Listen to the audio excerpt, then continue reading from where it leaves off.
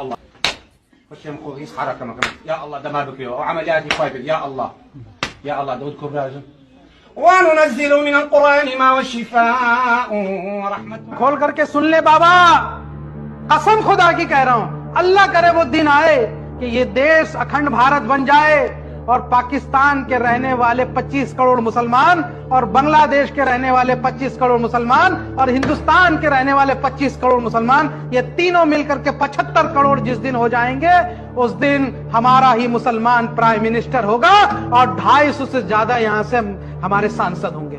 2024 चुनाव के बाद ऐसे बाबाओं को लंगोट लेके न भागना पड़ा तो शोएब जमाई का नाम बदल देना। सोचिए दोस्तों, यह केवल एक बयान नहीं बल्कि एक मानसिकता है जो अखंड भारत को धर्म की कसौटी पर बांटने की कोशिश करती है।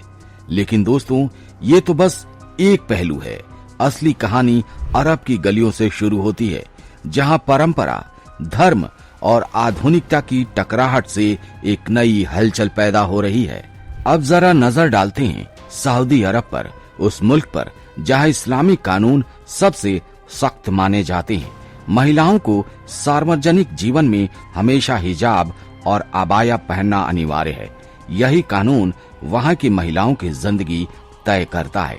लेकिन जब राजकुमारी अमीरा अल तवील, जो अरब दुनिया की सबसे खूबसूरत और ताकतवर परिवार से ताल्लुक रखती हैं, उन्होंने बिना हिजाब पहने अपनी तस्वीरें सोशल मीडिया पर शेयर कर दी तो पूरा मुल्क हिल गया, क्योंकि पुलिस ने उन्हें गिरफ्तार कर लिया था। सोचिए दोस्तों, दुनिया के सबसे अमीर और ताकतवर शाही परिवार की बेटी भी अगर अपनी मर्जी से कपड़े पहनने की आजादी नहीं रखती तो आम औरतों की हालत कैसी होगी। यह दृश्य आपको झकझोर देता है। जहां रियासतों के महलों में सोने के झूमर लटकते हैं, वहीं उन्हीं दीवारों के पीछे महिलाएं अपनी सांस तक उधार लेती हैं। और यहीं से सवाल उठता है, आखिर इस्लामिक देशों में महिलाओं की स्थिति इतनी बदतर क्यों है? क्या धर्म का बंधन है, समाज की रूढ़ियां हैं, या फिर सत्ता का ऐसा खेल जो आधी आबादी को हमेशा कैद में रखता है? दोस्तों, अमीरा कोई साधारण महिला नहीं थी। यह वही शख्सियत है जिन्होंने सोने चांदी से जड़े महलों से निकलकर दुनिया के सबसे बड़े विश्वविद्यालयों की राह पकड़ी और उन्होंने कंपैरेटिव रिलीजन यानी विभिन्न धर्मों का गहरा अध्ययन किया। कुरान के साथ साथ उन्होंने बाइबल पढ़ी, गीता को पढ़ा और उपनिषदों में डूब गई। जब मीडिया ने उनसे पूछा, इस पढ़ाई से आपको क्या मिला, तो अमीरा ने एक ऐसी बात कही जिसने पूरी दुनिया को चौंका दिया। उनकी आवाज गूंजती है। उन्होंने कहा, मेरी आंखें खुल गई। मैंने हिंदू धर्म, ईसाई धर्म और दूसरे मजहब पढ़े और मुझे समझ आया कि इंसान को आडंबर और रूढ़ियों से बाहर निकलकर मानवतावादी होना चाहिए। धर्म का असली उद्देश्य विभाजन नहीं बल्कि जोड़ना है। दोस्तों, सोचिए, यह बयान सिर्फ एक महिला की सोच नहीं थी बल्कि उस चिंगारी का संकेत था जो अरब की महिलाओं के दिलों में धीरे धीरे अंगार बनकर धधक रही थी। अरब की गलियों में झूमती महिलाएं कहती हैं, हम बंधन नहीं चाहते, हम आजादी चाहते हैं। और यही वो मोड़ है जहां से बदलाव की आंधी शुरू होती है। अमीरा ने एक इंटरव्यू में साफ कहा था कि जब उन्होंने हिंदू धर्म का अध्ययन किया तो उन्हें उसमें सबसे चौंकाने वाली और अद्भुत बात ये लगी कि स्त्री को वहां देवी का दर्जा दिया गया है। सोचिए दोस्तों, एक ऐसी संस्कृति जहां औरत को दबा कर रखा जाता है, वहां की राजकुमारी यह देखकर दंग रह गई कि भारत की संस्कृति में नारी को शक्ति, ज्ञान और करुणा का प्रतीक माना जाता है। एक तरफ जहां अरब की गलियों में काले बुर्कों में लिपटी महिलाएं नजर आती हैं, धूप में सिर्फ आंखें नजर आती हैं, वहीं दूसरी तरफ अगर भारत की संस्कृति में देखा जाए, भारत के मंदिरों में देखा जाए, तो देवी दुर्गा की प्रतिमा दिखाई देती है।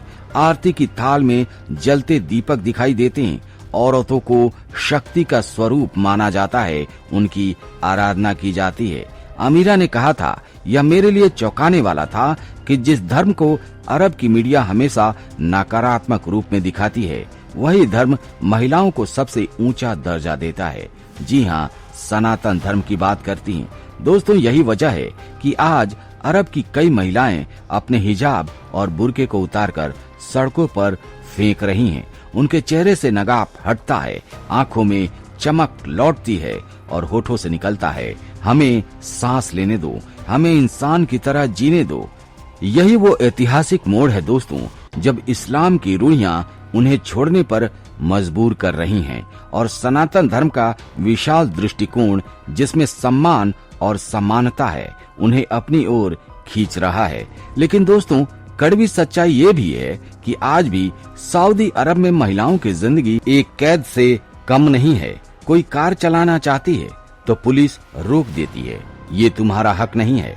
कोई विदेश में पढ़ाई करने का सपना देखती है तो उसे अपने पति, अपने भाई या पिता की अनुमति लेनी पड़ती है। जरा सोचिए, अपनी जिंदगी जीने के लिए औरत को किसी और के हस्ताक्षर की जरूरत पड़ती है।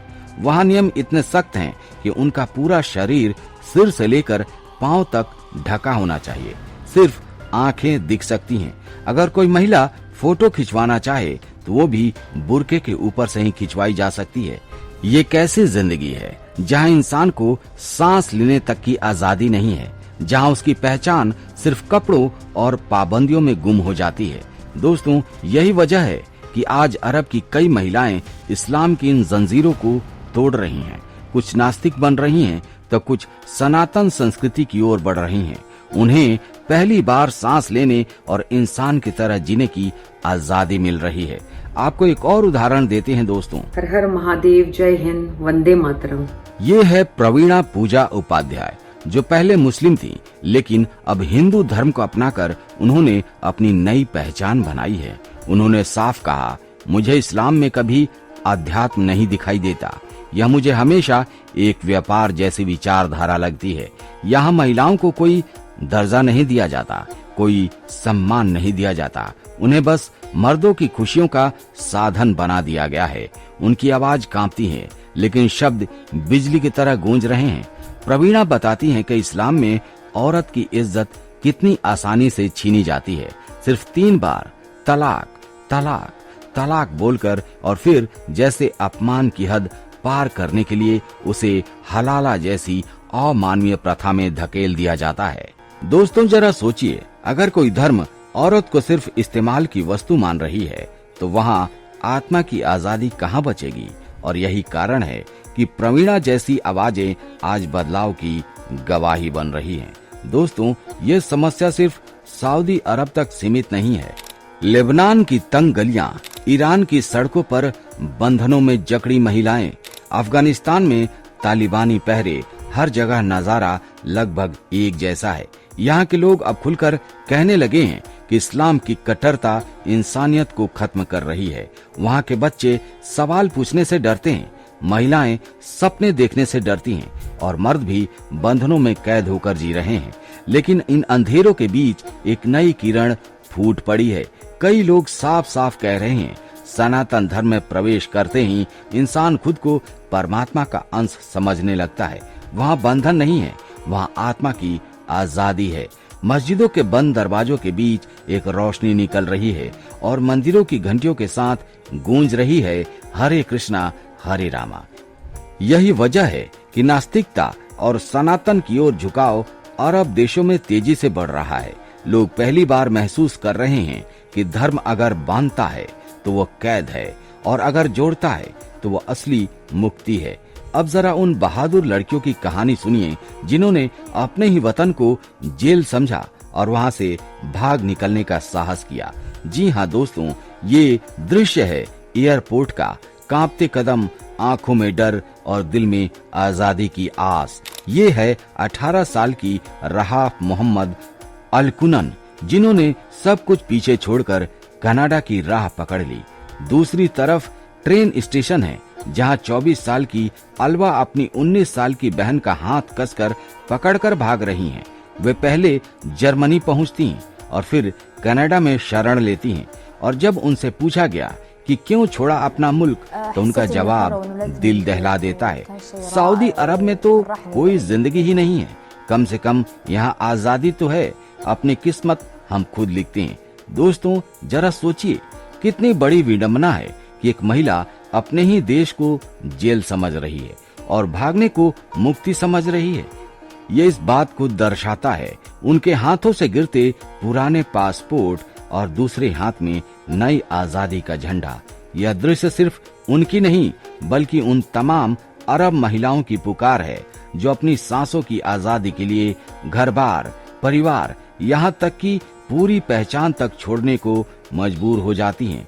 सनातन की तुलना और आजादी, यहाँ आकर हमें एहसास होता है कि कितना सौभाग्य है कि हम उस देश में जन्मे जहाँ औरत और मर्द कंधे से कंधा मिलाकर चलते हैं, जहाँ स्त्री को देवी का दर्जा दिया जाता है और उस क्षेत्र में बराबरी का अधिकार मिलता है। यही कारण है कि आज अरब की महिलाएं अपनी कैद से निकलकर सनातन संस्कृति की ओर आकर्षित हो रही हैं, क्योंकि वहां उन्हें पहली बार आत्मा की आजादी महसूस होती है। तो दोस्तों, ये कहानी केवल अरब की महिलाओं की नहीं है बल्कि पूरी मानवता की है। जब धर्म इंसान को कैद कर लेता है तो इंसान खुद रास्ता तलाशता है और वही रास्ता आज उन्हें सनातन धर्म में दिख रहा है, क्योंकि सनातन केवल पूजा पाठ नहीं है बल्कि एक दर्शन है जो कहता है वसुधैव कुटुंबकम, पूरी दुनिया एक परिवार है।